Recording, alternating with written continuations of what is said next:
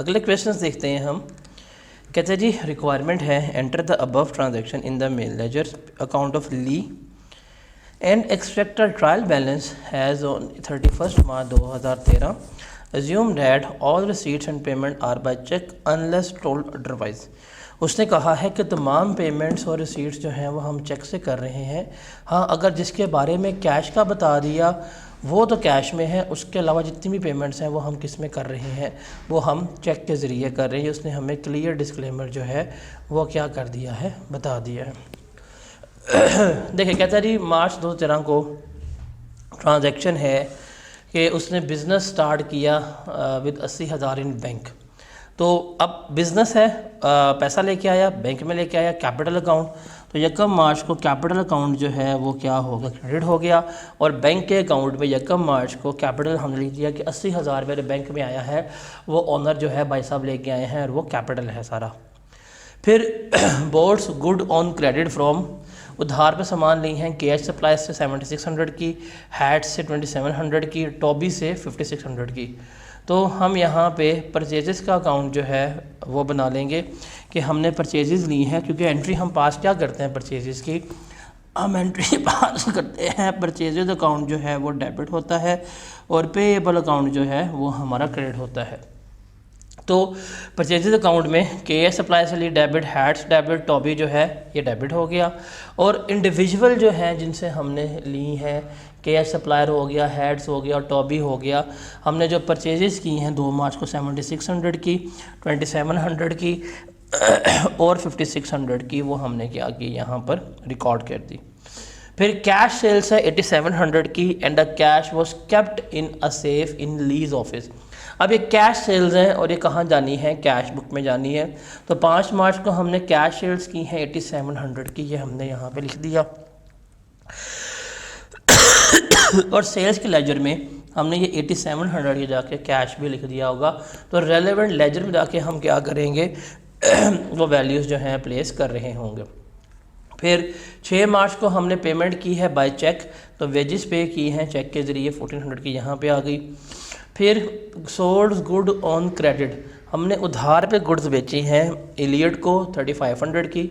अब ये होगा Elliot account debit, sales credit.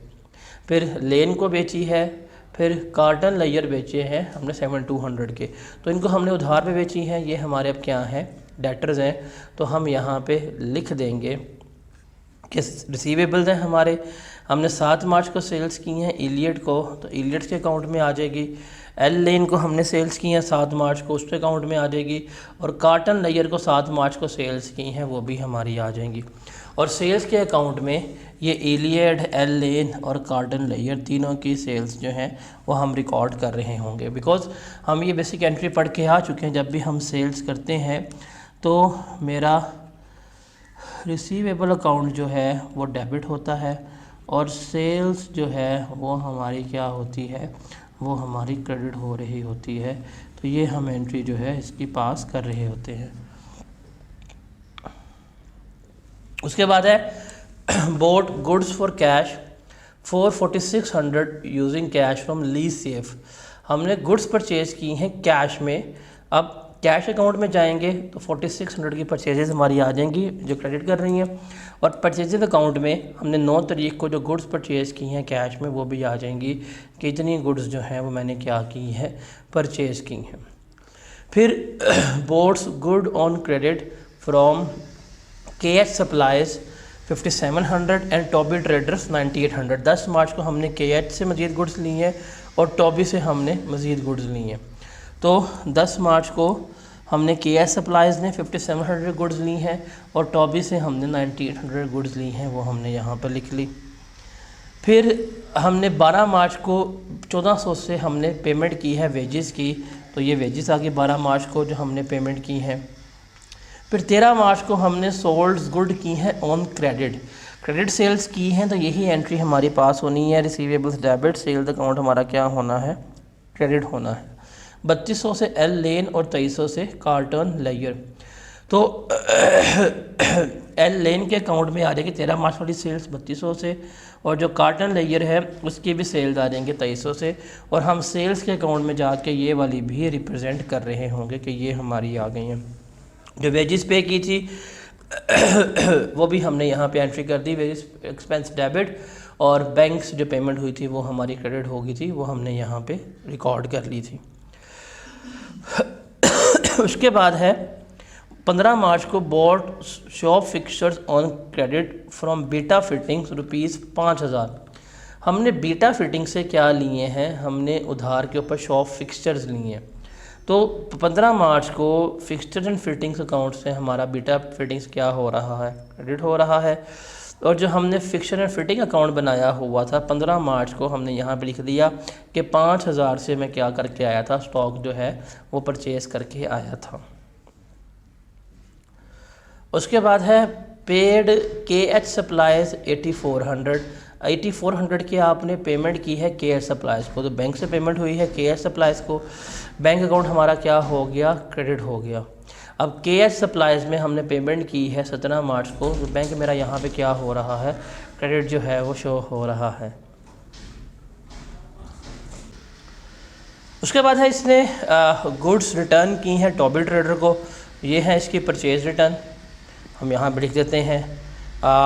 Toby traders में जो परचेज़ रिटर्न हुई हैं वो 2000 रुपये की आ जाएंगी, और हम परचेज़ रिटर्न का सेपरेट अकाउंट बनाएंगे टॉबी ट्रेडर्स का, वो भी यहाँ पे शो हो रही होंगी 18000 से। उसके बाद है paid beta fittings ₹5000। Beta fittings को पेमेंट हुई है 5000 रुपये की बैंक अकाउंट से, बैंक अकाउंट हमारा क्रेडिट हो गया। ये जो बीटा फिटिंग हमने बनाई थी, जिनसे हमने फिक्सर फिटिंग लिया था, इनको पेमेंट कर दी, तो ये अकाउंट हमारा क्या हो गया, कैंसिल हो गया, इनका कोई कैरिड ऑन क्लोजिंग बैलेंस वगैरह हमारे पास नहीं आया। उसके बाद है payments receive from carton layer ₹9500 मार्च में, तो बैंक अकाउंट में 24 मार्च को कार्टन लेयर से 9500 की पेमेंट आई। हम जाएंगे कार्टन लेयर के अकाउंट में, और यहाँ पे बैंक 9500 की हमें जो है पेमेंट आ गई, तो इसकी सेल्स टोटल 9500 की थी, सारा पे कर दिया, इसका अकाउंट जो है वो तो हमारा हो गया क्लोज। फिर गुड्स रिटर्न की हैं KH सप्लाइज को 2400 की हमने, तो 2400 की हमने गुड्स रिटर्न की हैं KH सप्लाइज को, और यहाँ पे हमारे पास परचेज़ रिटर्न में KH सप्लाइज भी आ जाएगी, और ये मेरे पास इसका क्लोजिंग बैलेंस आ जाएगा यहाँ पे। फिर king bank provides a loan of ₹6000। King bank ने 6000 का लोन जो है वो प्रोवाइड किया, तो लोन है, अब लोन लिया है, उसने कहा है जब कैश में कहा रहेगा तब कैश आएगा, अदरवाइज़ कैश नहीं आएगा। तो किंग बैंक से जो लोन मिला, बैंक अकाउंट 6000 से हमारा डेबिट हो गया, और ये लोन हमारी लाइबिलिटी है, ये लोन मेरा क्या हो गया, 6000 से क्रेडिट हो गया। फिर 31 मार्च को हमने मोटर वैन ली है बाय पेइंग का चेक ऑफ ₹40,000। 40,000 की पेमेंट हमने बैंक से की, तो बैंक अकाउंट मेरा क्रेडिट हो रहा है, और वैन के अकाउंट में हम जाकर डेबिट कर रहे हैं, तो ये हमारे पास आ गया। तो इससे सारे हमारे अकाउंट्स की प्लेसमेंट हो गई है। अब हमने जाके सारे क्लोजिंग बैलेंसेस हमारे पास निकल आते हैं। जब क्लोजिंग बैलेंसेस निकल आते हैं तो हमने क्या करना है, ट्रायल बैलेंस बनाना है। और वो क्या असूल था कि अगर आपका क्लोजिंग बैलेंस वो राइट साइड पे आ रहा है, इसे हम डेबिट बैलेंस कहेंगे, अगर वो लेफ़्ट साइड पे आ रहा है, इसे हम क्रेडिट बैलेंस कहेंगे। तो कैपिटल अकाउंट हमारे पास जो था वो लिख दिया, बैंक का बैलेंस आ गया, कैश का, परचेजेस का, फिर पेएबल्स के सारे बैलेंसेस हमारे क्रेडिट हैं, रिसीवेबल्स के बैलेंस आ गए, सेल्स है, wages, fixture fitting, motor van, purchase return, loan. तो मेरे पास जितने मैंने यहाँ पे बैलेंसेस निकाले हैं जाकर मैं क्या करूँगा, प्लेस करूँगा। देखिए कैपिटल का बैलेंस कहाँ पे आया था, क्लोजिंग बैलेंस लेफ़्ट साइड पे, तो हम यहाँ पे जाके इसको लिख रहे होंगे क्रेडिट कॉलम में। तो इस तरह हम सारा जमा करेंगे तो हमारा ट्रायल बैलेंस जो है वो बन रहा होता है। तो ये लॉन्ग क्वेश्चंस हैं, लेकिन अब हम आगे चलेंगे। जो हमारे लिए ज़्यादा इम्पॉर्टेंट है वो न्यूमेरिक, वो MCQs हैं। हम MCQs देखते हैं कैसे हैं और किस तरह से है, हम इनको लेकर चलेंगे। कहते हैं the process of transferring transaction from general to ledger is called, अभी पढ़ के आए थे, इसे क्या कहते हैं हम, पोस्टिंग कह रहे होते हैं। फिर the total of debit side of an account is 16,000 and total of credit side is 22,000। The balance shall be carry forward कितना होगा, तो सिंपल सी बात है। तो लेफ़्ट साइड के ऊपर हम क्या करेंगे, हम 6,000 जो है वो लिखेंगे, बिकॉज़ ये वो अमाउंट है जो कैरी फॉरवर्ड हो रही होगी। देखें ये क्या उसने बताया है, उसने कहा है ये है और ये है। क्रेडिट का सम कितना है, 22 है, तो यही 22 हमारे पास यहाँ पे आ जाएगा। टोटल यहाँ पे कितना आ रहा है, 16 आ रहा है। तो बैलेंस करने के लिए कितना आएगा, 6000, और ये हमारा क्या होगा, क्लोजिंग बैलेंस जो है वो कहला रहा होगा।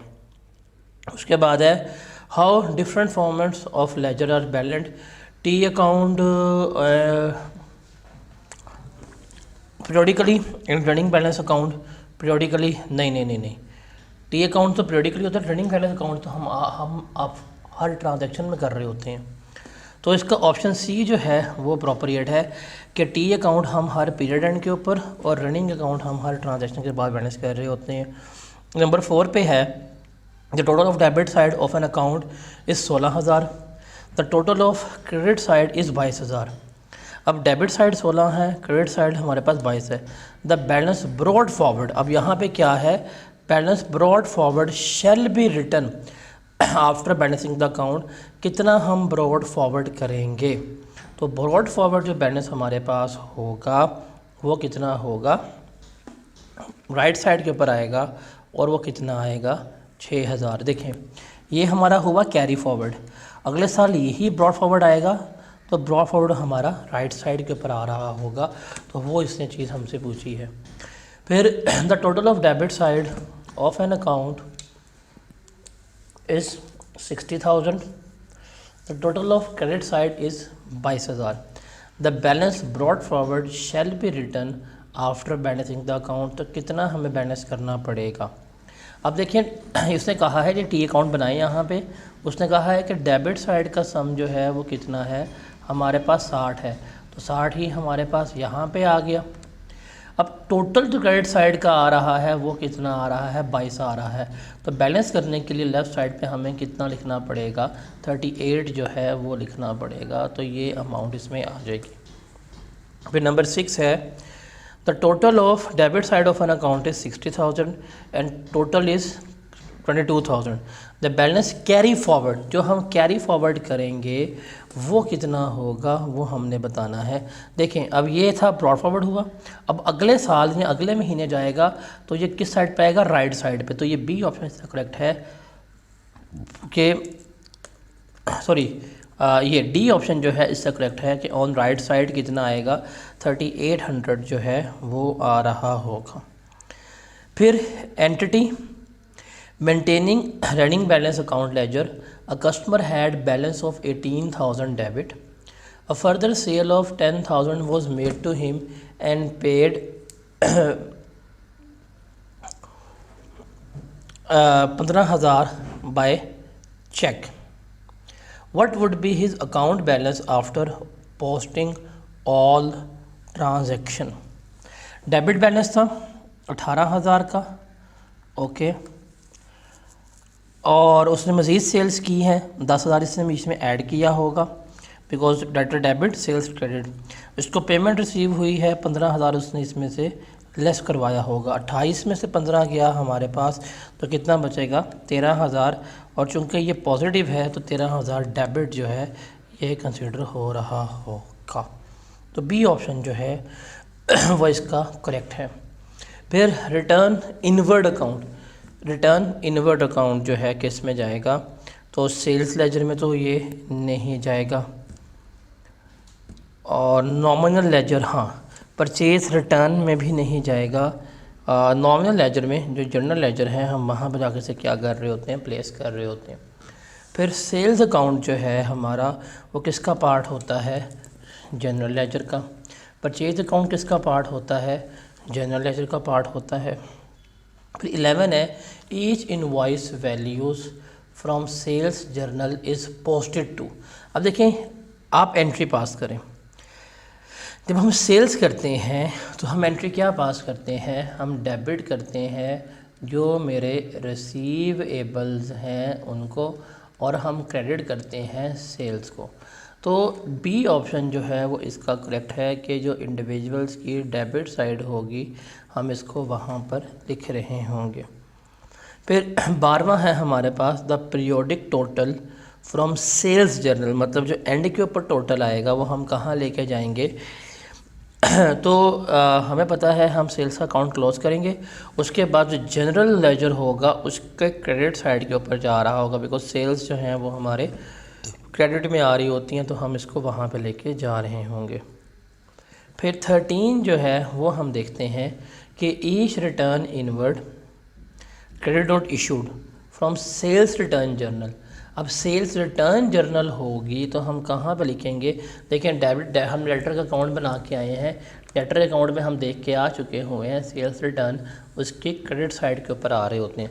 अगर आपको याद हो हमने यहाँ पे लेटर का अकाउंट बनाया भी था, ये देखें ये तो सेल्स रिटर्न कहाँ पे शो हो रही हैं? उसकी क्रेडिट साइड जो है वहाँ पर शो हो रही होती हैं। तो ये अकाउंट जो है ये आपने अपने माइंड में रखने हैं, बाकी जो हैं हमारे लिए कोई कितनी मुश्किल वगैरह नहीं होती। फिर उसके बाद the periodic total from sales return journal, जो सेल्स रिटर्न जर्नल हुई है उसे हम कहाँ पे लिखेंगे? उसको हम जो सेल्स रिटर्न अकाउंट होगा जनरल लेजर में, हम इसको वहाँ पर प्लेस कर रहे होंगे। जो जनरल लेजर आएगा उसमें सेल्स रिटर्न में हम इसको शो कर रहे होंगे। फिर each purchase invoice value from purchases journal is posted to. अब परचेज़ करेंगे तो कहाँ जाएगी? क्रेडिट साइड ऑफ सप्लायर पे, तो ए जो है वो इसका ऑप्शन आ रहा होगा। फिर the periodic table total from purchases journal is posted to. 16वें का सम जो है वो क्या होगा? Debit side of purchases account in general, because हम भी पढ़ के आ चुके हुए हैं, जब आप परचेजेस करते हैं तो परचेजेस अकाउंट डेबिट होता है, और जब हम परचेजेस करेंगे तो जर्नल लेजर में हम उसको डेबिट साइड पे शो कर रहे होंगे। फिर आगे चलते हैं जी, कहता है जी each return outward from purchase return journal is posted to. अब रिटर्न आउटवर्ड है, इसको हम कहाँ पे पोस्ट कर रहे होंगे? जो पेएबल लेजर्स है, ये देखें, ये जो पेएबल लेजर हमने आपको फॉर्मेट सिखाया था, ये जो हमने यहाँ पे फॉर्मेट बनाना सीखा था, ये वाला जो परचेज रिटर्न है वो इसके जर्नल में कहाँ पे जाएगी? डेबिट साइड पे। और परचेज रिटर्न जर्नल क्रेडिट हो रहा होगा, वो कहाँ पे जा रहा होगा? जनरल लेजर में जा रहा होगा। तो वो जो मैंने आपको पहले ही फॉर्मेट सिखा दिए थे, तो ये कहाँ पे जाएगी? डेबिट साइड के ऊपर जा रही होगी। तो बी जो है वो इसका क्या होगा? Appropriate option. और the period total of purchase return journal, ये कहाँ पे जाएगा? क्रेडिट साइड के ऊपर जाएगा, किसके? परचेज रिटर्न जर्नल के। तो ये किस में शो होगा? ये शो होगा हमारा सी के अंदर। फिर each payment to supplier as recorded in cash book is posted to. जो हम पेमेंट टू सप्लायर करेंगे वो हम कहाँ रिकॉर्ड करेंगे? देखिए, सप्लायर का अकाउंट अभी टी अकाउंट दिखाया है, जो हम उन्हें पे करेंगे वो हम उनकी डेबिट साइड्स के ऊपर शो कर रहे होंगे। फिर each payment other than those to supplier as recorded in cash book is posted to. अब कैश बुक में जो हमने इसके अलावा पेमेंट की है वो कहाँ पे करेंगे? जहाँ पे भी जिस चीज़ की पेमेंट करेंगे आप उस रेलेवेंट लेजर की डेबिट साइड के ऊपर क्या करेंगे? पोस्ट कर रहे होंगे। बिकॉज जब भी हम पेमेंट करते हैं तो पेमेंट की एंट्री याद रखिएगा कि कैश हो गया या बैंक हो गया, ये हमारा क्रेडिट होना है, और जो रेलेवेंट अकाउंट है वो डेबिट होना है। तो हम उसको हमेशा कहाँ लेके चलेंगे? डेबिट साइड पे लेके चल रहे होंगे। फिर है जी discount received. Discount received from each supplier as recorded in cash book is posted to. अब डिस्काउंट रिसीव होगा तो ये कहाँ जाएगा? डेबिट साइड पे। वो अकाउंट अगर आपने ध्यान से देखें फॉर्मेट तो आपके लिए ज़िंदगी आसान है।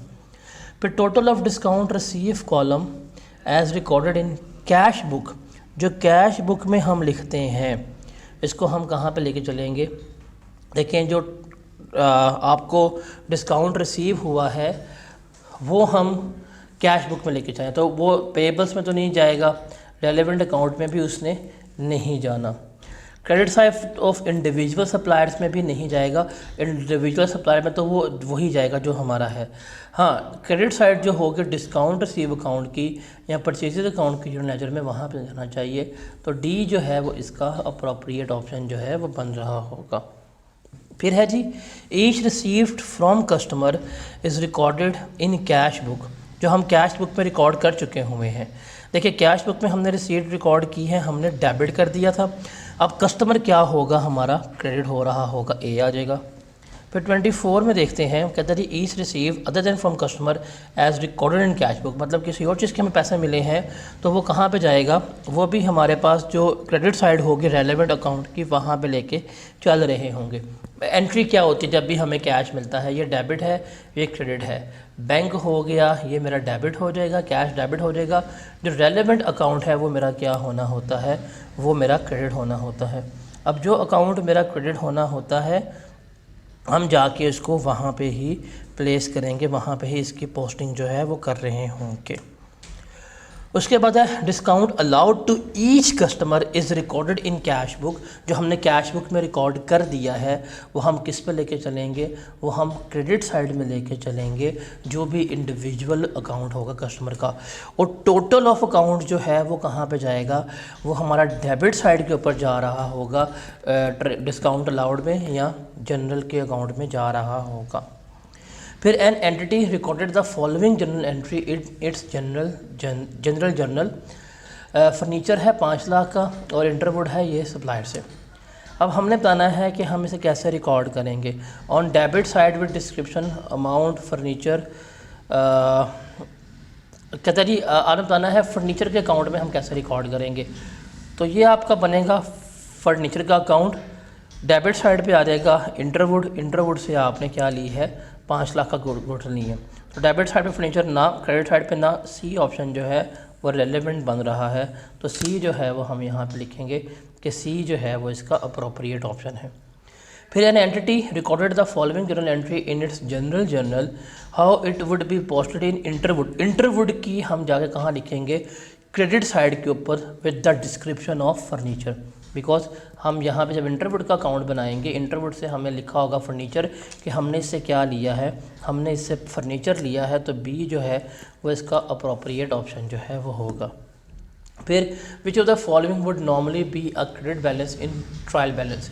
क्रेडिट बैलेंस कौन सा होगा, loan, owner capital, drawing, purchases. तो इसका ये ऑप्शन जो है, बिकॉज लोन का भी बैलेंस क्रेडिट होता है, ऑनर कैपिटल का भी, तो ऑप्शन ए जो है वो अप्रोप्रिएट है।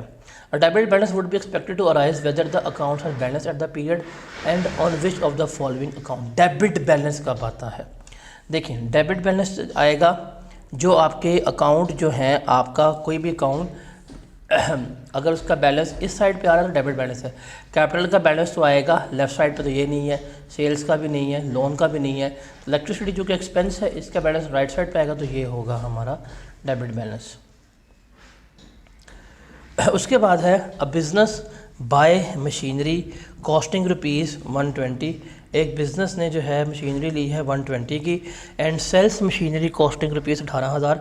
18 वाली मशीन बेच दी, opening balance 80,000। What will be the balance brought down. अब देखें यहाँ पे देखते हैं, ओपनिंग बैलेंस था हमारे पास ब्रॉट डाउन 80,000, हमने वो यहाँ पे लिख दिया। हमने मशीन जो बाय की है, न्यू मशीन 120 की आ गई, ये कितना हो गया मेरे पास 2 लाख हो गया।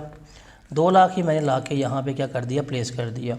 उसने जो सेल की है वो कितने की सेल की है, 18,000 का डिस्पोजल किया है, तो कैरिड ऑन कितना आएगा इसका, 1,82,000। तो 182,000 जो है वो इसका जवाब जो है वो बन रहा होगा। फिर a company had a cash balance of ₹18,000 at a start of month. ये स्टार्ट ऑफ मंथ है, ये हमारा टी अकाउंट बना। ओपनिंग बैलेंस कितना है हमारे पास, 18,000 जो है वो आ गया। During the month following transaction incurred जो ही हैं वो हमारे पास है। सेल्स ऑन क्रेडिट ये तो इसमें नहीं आएगी। कैश रिसीव हुआ है कितना, 49,000 का।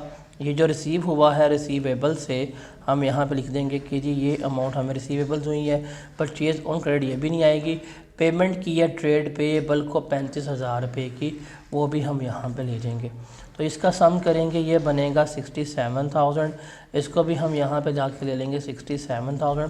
67,000 से 35,000 हमने लेस करवा दिया, तो क्लोजिंग बैलेंस मेरे पास कितना आ जाएगा, 32,000। तो इसका कितना बनेगा, 32,000 जो है वो बैलेंस बन रहा होगा।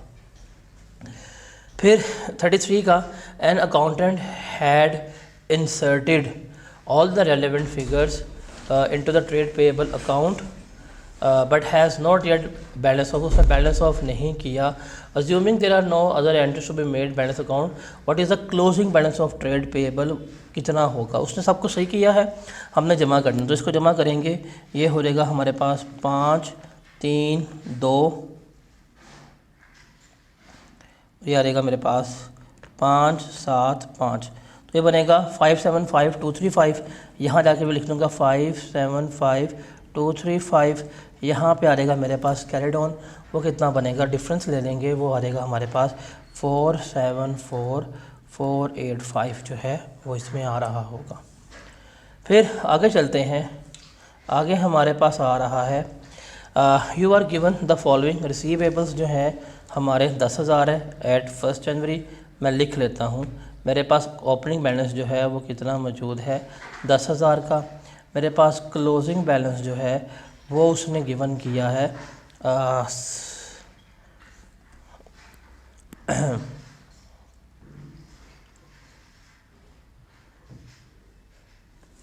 9,000 का।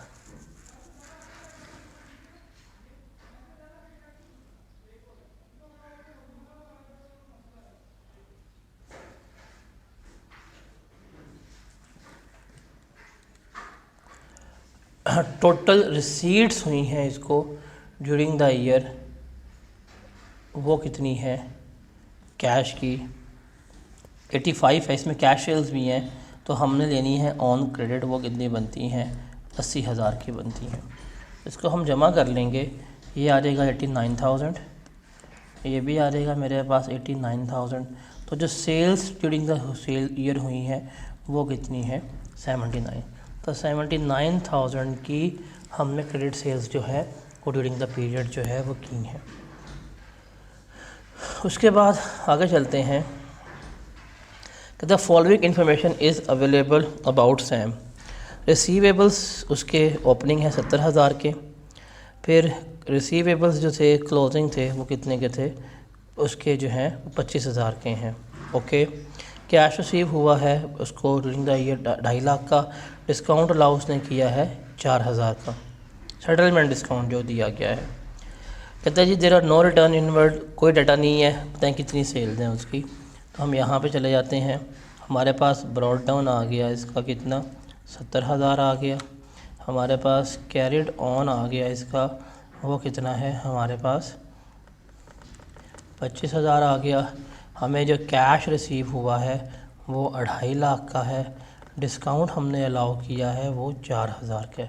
इसको हम समअप करेंगे, ये बन जाएगा 279,000, ये भी आ जाएगा मेरे पास 279,000। इसमें से ये लेस करवा दूंगा तो ये बन जाएगा मेरे पास सेल्स जो है वो 209,000। तो ऑप्शन डी जो है वो अप्रोप्रिएट ऑप्शन जो है वो इसका कंसीडर हो रहा होगा। आगे चलते हैं, आगे कहता है Alia's account payable ledger has a balance of 95,000 credit on 1 जनवरी।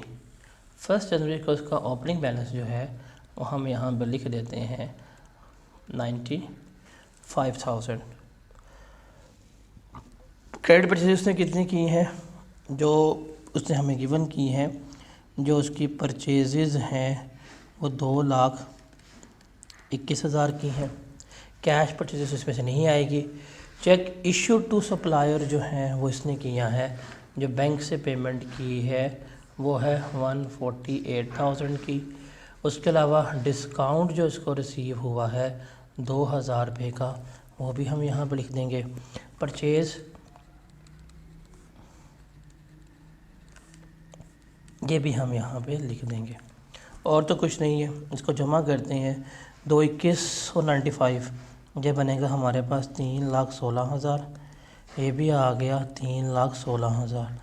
इसको हम क्लोज़ करें तो क्लोजिंग बैलेंस हमारे पास आएगा 158,000, तो यह आ जाएगा 158। तो ऑप्शन ए जो है वो इसमें करेक्ट होगा। फिर following information relates to sales transaction of Sabir during March 2019।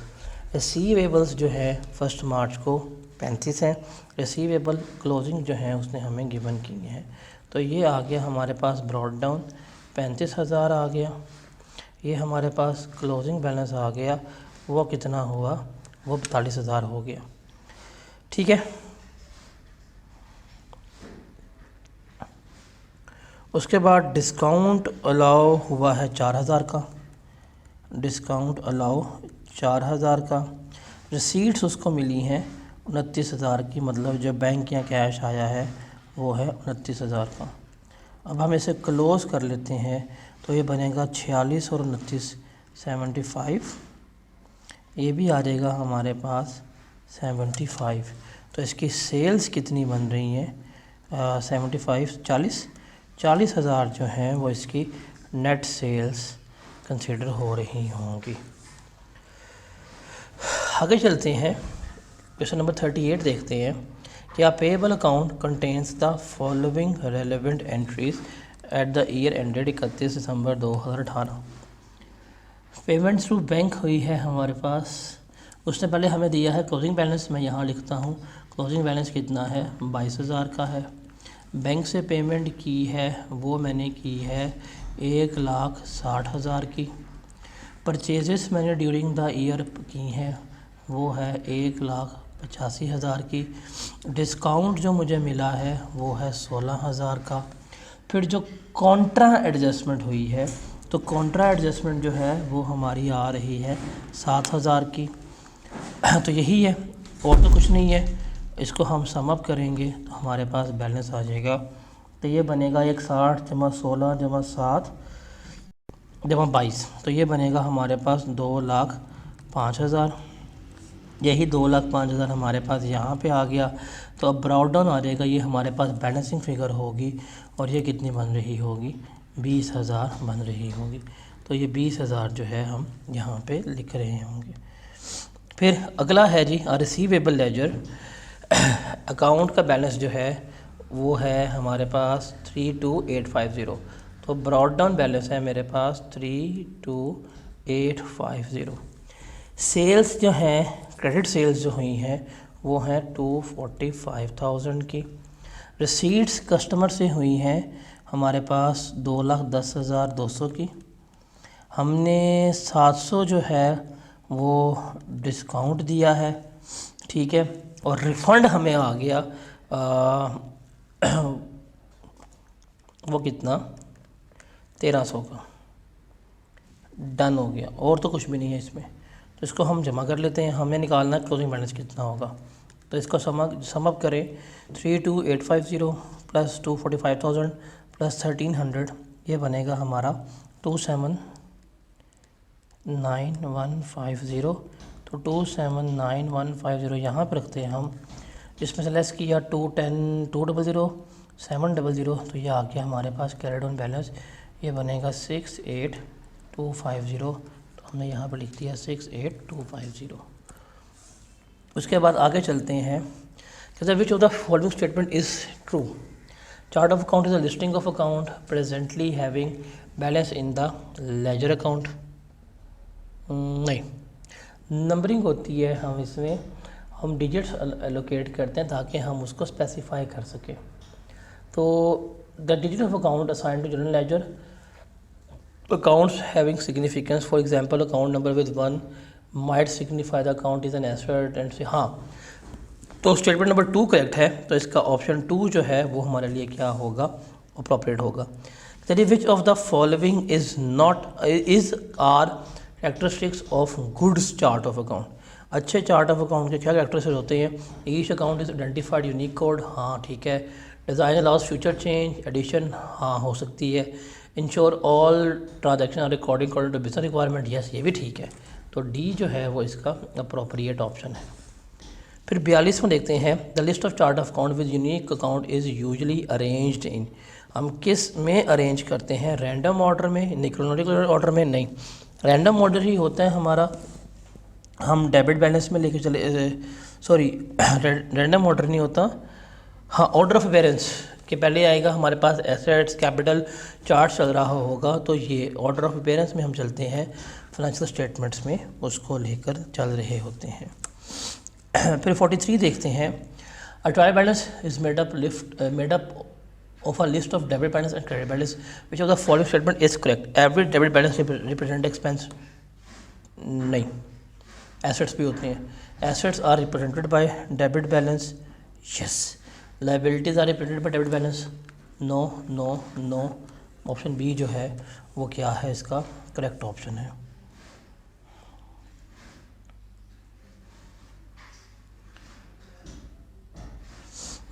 उसके बाद है Bashir has extracted the following list of balances from his general ledger. Sales हैं, परचेजेस हैं, एक्सपेंसेस हैं, non current assets, carrying amount है, रिसीवेबल्स हैं, पेएबल्स हैं, कैश एट बैंक है। What is the total of debit balance? हमने देना है टोटल ऑफ डेबिट बैलेंस क्या होगा।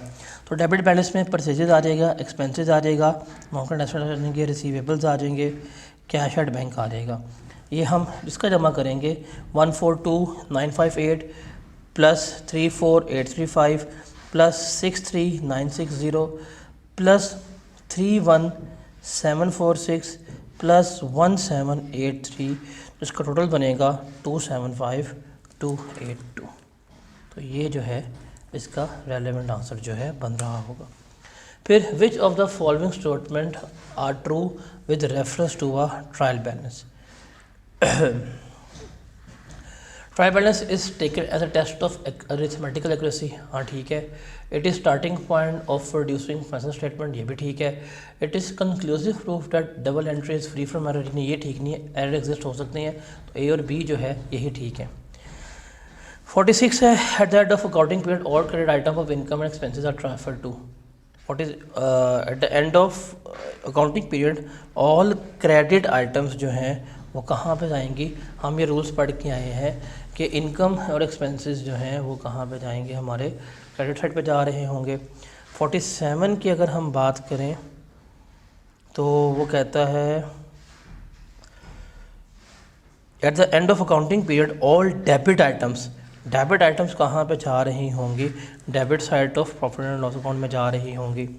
फिर 48 की बात करें eight the end of accounting period an entity incurred net loss होगा, डेबिट साइड पे जाएगा कैपिटल अकाउंट के ऊपर, ये भी हमने पढ़ा था। उसके बाद eight the end of accounting period drawings जो है उसका बैलेंस 8,000 है, तो ये भी कहाँ पे जाएगा? Debit balance of capital account पे जा रहा होगा। फिर जी which statement is true? Debit balance of account are close at the end of accounting period was the credit balance are carried forward to next year. नहीं, ये तो नहीं है। The credit balance accounts are closed at the end of accounting period while the debit balance are carry forward to next year। नहीं, ये भी ऐसा तो कुछ हमने पढ़ा नहीं है कहीं पे भी। उसके अलावा इनकम एसेट्स क्या कहते हैं, इसके बाद वो हमें कह रहा है income expenses drawings accounts are close at the end of accounting period while assets liabilities and capital account are carried forward to next year. Yes, ये इसका अप्रोप्रिएट आंसर है। ऑप्शन नंबर सी जो है वो हमारा क्या है, इसमें रेलेवेंटली इम्पॉर्टेंट है। तो ये सर हमारे पास इसके सारे एमसीक्यूज़ हैं। यहाँ पे हमारा ये चैप्टर जो है वो वाइंड अप होता है। तो इंशाल्लाह मिलेंगे नेक्स्ट डे के ऊपर नेक्स्ट चैप्टर पे। अल्लाह हाफिज़।